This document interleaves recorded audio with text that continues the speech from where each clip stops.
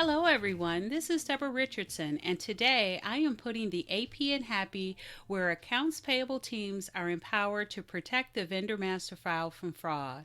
This podcast will give a voice to accounts payable team members by talking about the growing reality of cyber attacks in their world and which vendor setup and vendor management techniques they can apply to protect the vendor master file from fraud.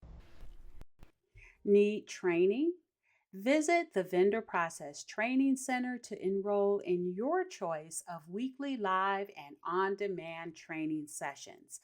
Plus, get access to vendor setup form templates and reference tools that will help you and your team avoid fraud, fines, and bad vendor data. So, sign up for a free account to get access to free training sessions, vendor process FAQs, and a resource library with information you need to manage your vendor master file. Visit training.debrarrichardson.com today. The link will be in the show notes. Are worried that artificial intelligence or AI will take your job? Then that's a sign that you need to take control and flip that around.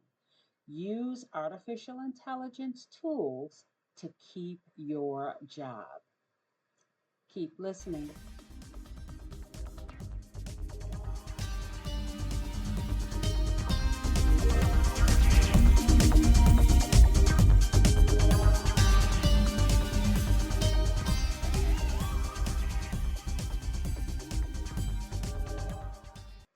Welcome to episode 292. If you are afraid artificial intelligence or AI will take your job, make it your job by tackling these. And so, what am I talking about? Well, first of all, let me just quote what I heard at actually, I was on the panel. It was from IFOL, which is an accounts payable organization that offers accounts payable training and education. And I typically sit on some of their panel webinars. Well, I was on one about, I think the title was Top 5 Essential Future Finance Skills. And one of the panelists, I wish I said it, but I didn't. One of the panelists said, "Don't behave like a robot, and you won't be replaced by a robot." And I thought that that was very applicable for artificial intelligence. And it's also made me remember that when I was a practitioner, I think it was back in 2016 or 2017, I was an AP senior manager and I had a team of 17. You probably heard this before, right? All we did was vendor setup and maintenance processes or vendor setup and maintenance requests and processes, and we had or maintained 140,000 vendors across 7 different ERPs. And we received the ability to, actually all departments did, but we got all the managers received one license or ability to send one person to be certified or licensed to learn robotics process automation. Again, this was back in 2016 and 2017, so that's kind of all we had. So RPA, and that was something that I jumped all over because I had a couple people that I needed to be upskilled. They wanted to learn something new, and so it was perfect. And why did I say a couple people? Well, I selected one person to go and get licensed to do the training and get licensed on the product, the RPA product. And that was, at that time, we used Automation Anywhere. And so while that person was off getting certified or licensed, the second person, again, that I pulled in that was ready to be upskilled, went around all of the 17 or 15 other team members and listed all of the manual processes that they were doing. And why is that important? Because even with the level or the number of team members that I had, which a lot of accounts payable departments, period, like for total, don't have that many team members, but I was a I was working for a Fortune 15 company, right? And so we had a lot of, I think our accounts payable department was like 196. But in any event, we had, even though we were a very large company, we still had a lot of manual processes. So I know you do too. And so if you are worried about losing your job to artificial intelligence, just know that you can make it your job by tackling those manual processes. So anyway, let me finish the story really quickly. I put the one person to learn Automation Anywhere RPA, and then the other person went around and they identified from everyone all of the manual processes that they were doing. And so now you had a list, and I will tell you, I think that list was about 25, maybe even up to 30 or 40 manual processes that we were doing, or manual tasks that each of the team members were doing separately. And so I have to tell you, I had no idea that we had that many. And that was kind of, actually, that was very bad. And so I was very happy that we were able to get RPA. And so the two people, the one that learned it, the one that listed all of the manual projects or manual tasks, they got together and I identified which of those tasks would be best to automate, or which ones they could automate using RPA, or robotics process automation.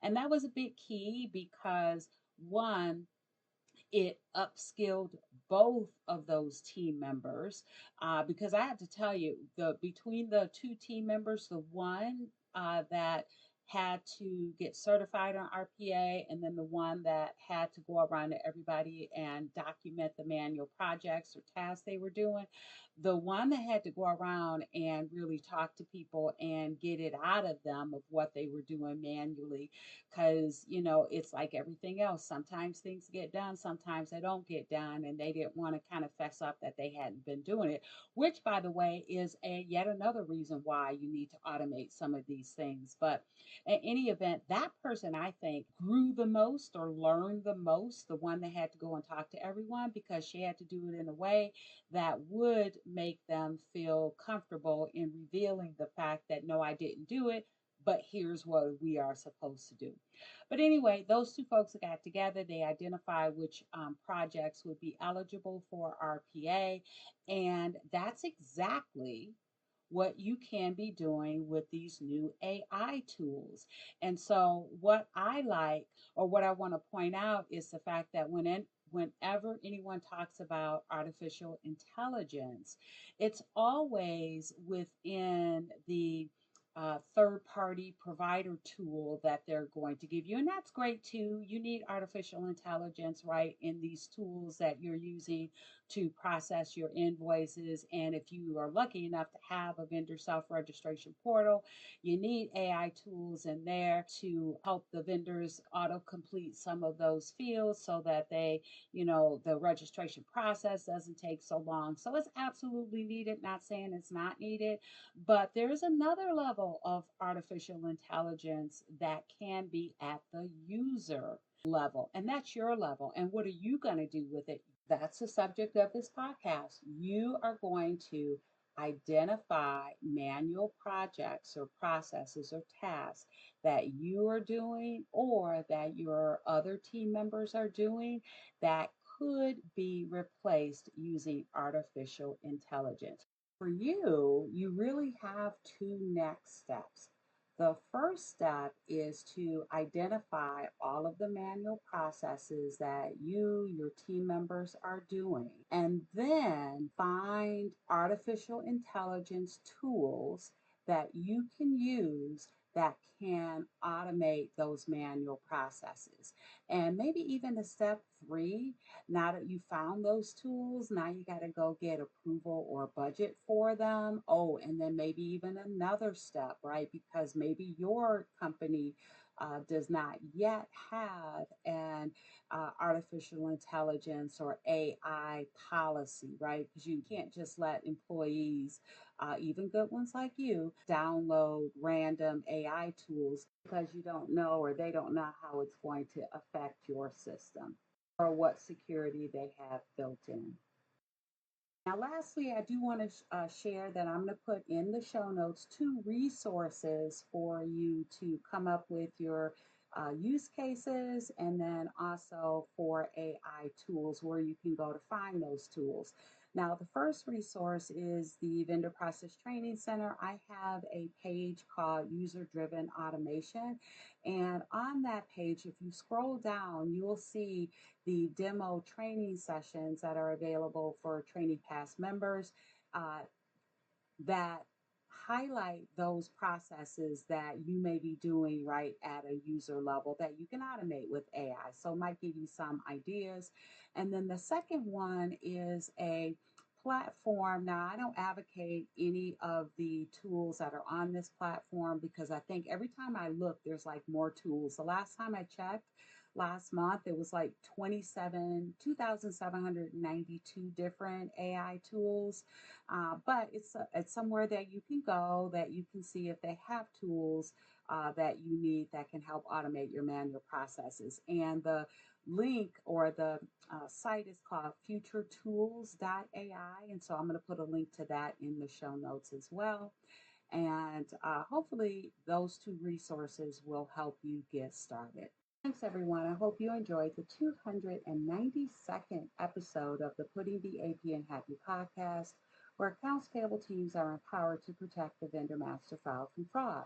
Don't forget to check the show notes for the links mentioned in the podcast. And if you enjoyed this episode, consider subscribing and writing a review of my podcast on the platform that you use to listen. Stay happy.